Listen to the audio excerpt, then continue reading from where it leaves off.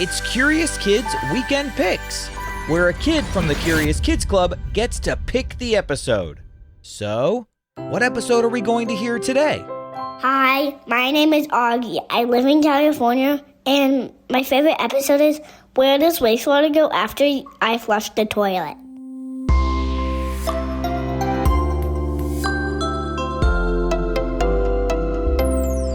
Hi, welcome to Curious Kids Every Day. I'm Josh. How are you doing today? It's so good to hear from you. Hey, do you know what this sound is? Yep, that is the sound of a toilet. Now, we've already done an episode where we talked about how toilets work, but we didn't really discuss exactly where the water goes after it leaves the toilet. Where does all that water and all that waste go? I was thinking about this because I got an email from a curious kid named Luca. Luca wondered, how does sewage work? Like, when you flush a toilet, where does it go? Well, every time you flush, the water and waste that goes down that hole, it's starting a really long journey. And we're gonna follow the entire thing today. But don't worry, we're gonna keep it clean. Just like the water by the time the whole process is over. When you flush a toilet, the first thing that happens is simple. Gravity takes over. The clean water rushes in from the tank. That pushes the dirty water and waste down. And have you ever noticed that curved section under the seat of the toilet near the floor? That curved shape is called the trap, and it keeps smelly air from coming back into your bathroom. So after passing through that trap, everything enters a larger pipe under the toilet. Now, at your house, that pipe may actually be under your house, but at my house, the bathroom is right above the garage. That means that I see our pipe all the time. Every time I go into the garage, I see the waste pipe, or the drain pipe.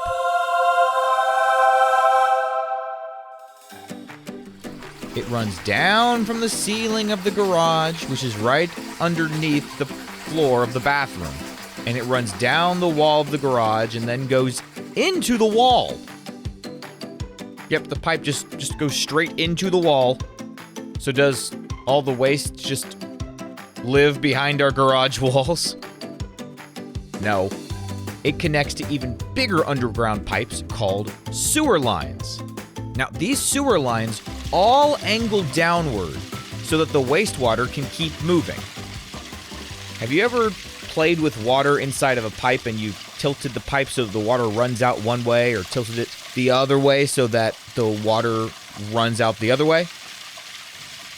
All sewer lines are built at an angle so that they can always continuously keep moving forward.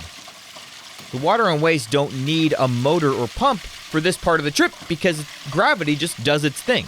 Everything just flows downhill through the network of pipes beneath your neighborhood. Did you know that there are all these sewage pipes under your yard and under the road by your house? And along the way, wastewater from other houses in your neighborhood or buildings, they all join in with your sewage and it all just starts heading to the same place. And that place is called a wastewater treatment plant. A treatment plant is a special facility built to clean dirty water before it goes back into nature. All that water and waste that flushes down your toilet and all the different things that are in those sewage lines heading to the treatment plant, it's all pretty nasty. It needs to be cleaned. I mean, there's your waste, there's pieces of toilet paper, there's food scraps, dirt, and other materials all running through these pipes. So the first job of the plant is to remove the big objects. They have large screens that catch anything that should not continue on. So that's the first step. But then the water moves into tanks where heavy materials sink to the bottom. Lighter things float to the top, too, so machines scrape away the stuff on top while the settled material is collected from the bottom. This step removes a lot, but the water is still not ready to return to the environment, not even close. The next step is one of the most important. The water flows into aeration tanks, where large bubbles of air are pumped in. The air helps good bacteria grow, and these good bacteria eat the tiny bits of waste that we cannot see. They naturally break down these materials into harmless pieces. You know, sometimes you hear the word bacteria and you think it's always a bad thing. It's like a virus or something like that. But bacteria can be a very good thing too. After the bacteria do their work, the water moves into settling tanks again. Any remaining solids sink while the clearer water rises. The plant removes that clearer water and often sends it through filters. And many plants also disinfect the water using chlorine or ultraviolet light to kill any leftover germs.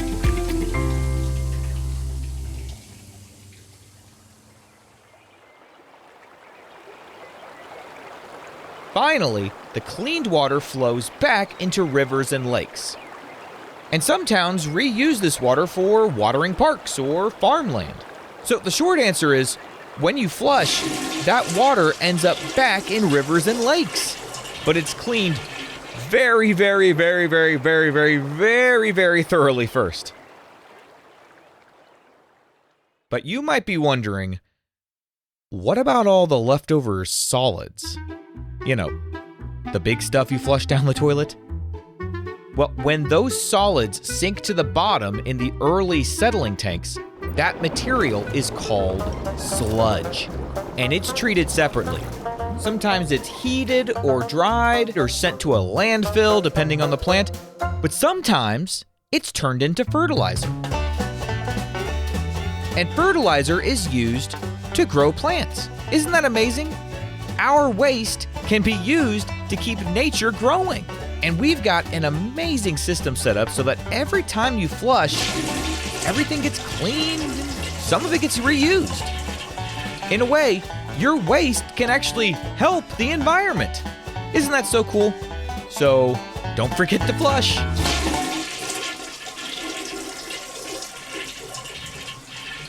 Now, did you know that some wastewater treatment plants create electricity by using methane gas released from the sludge?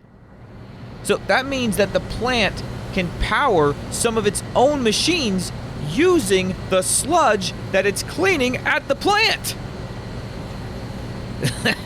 That's crazy. That's so cool.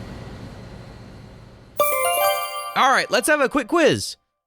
Where does wastewater go after it leaves your house? Well, it goes on quite a journey, but the first place it goes to is into underground sewer pipes. And what tiny helpers break down small waste in aeration tanks? That would be bacteria. And what is the leftover solid material at treatment plants called? We call it sludge. Let's play true or false. True or false?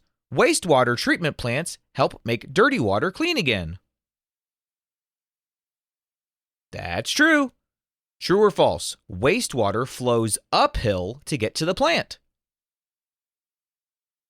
False. It goes downhill. If it traveled uphill, it would need the help of a lot of motors along the way, but there are no motors needed. It just makes its way thanks to gravity. Would you rather have a toilet that made this sound every time you flushed it?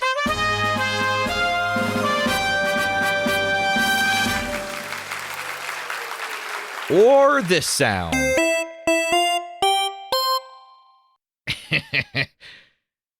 I'll go with this sound.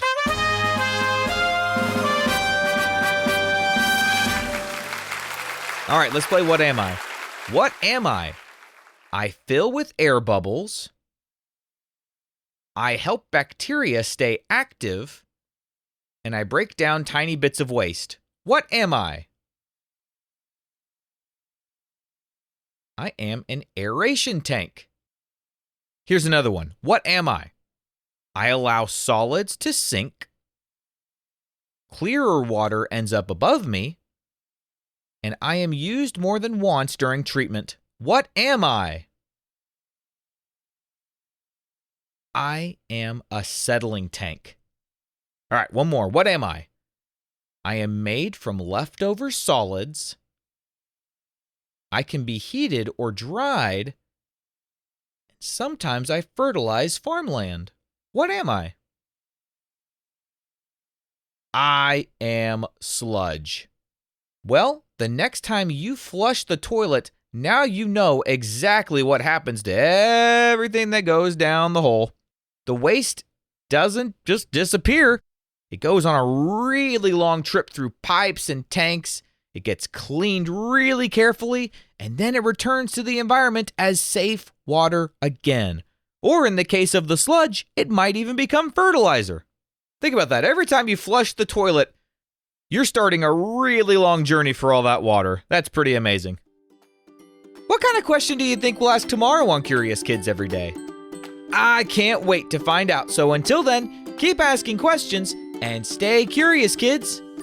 And we've got some birthdays today. Sunday from North Carolina is turning 5. Happy birthday, Sunday. Layla from California is turning 7. Happy birthday, Layla. Allie from Oklahoma is turning 3. Happy birthday, Allie. Josiah from South Carolina is turning 6. Happy birthday, Josiah.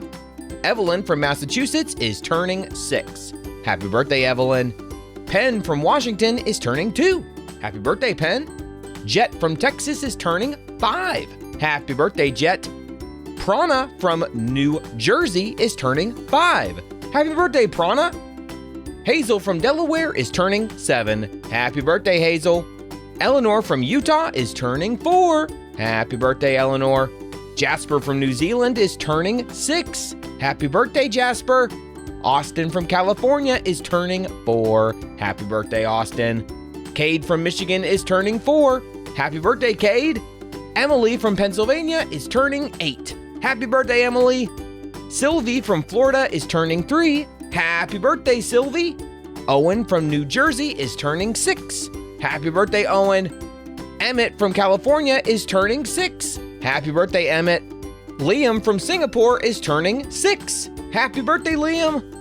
Macklin from Missouri is turning 5. Happy birthday, Macklin. Curtis from New South Wales, Australia is turning 9. Happy birthday, Curtis.